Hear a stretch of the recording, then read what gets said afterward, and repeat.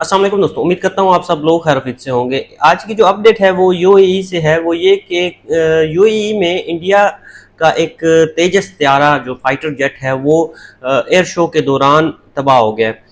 ये वही त्यारा है जिसकी वीडियो एक दो दिन से सोशल मीडिया पर वायरल हो रही थी कि इसके जो इंजन से ऑयल जो है वो बह रहा है नीचे, और नीचे गिफ्ट बॉक्स रख कर उसको कवर करने की कोशिश की जा रही थी। तो आज एयर शो क्योंकि था यूएई में, जिसमें पाकिस्तान के फाइटर जेट्स ने भी पावर शो किया, दुनिया के दूसरे ममालिक से भी आए हुए जो फाइटर जेट्स थे उन्होंने पावर शो किया। लेकिन जो इंडिया का त्यारा तेजस है, जब उसकी बारी आई तो वो काफ़ी देर तो हवा में अपने करतब करता रहा, लेकिन अचानक से कोई तकनीकी प्रॉब्लम हुई और वो जाके ज़मीन में टकराया।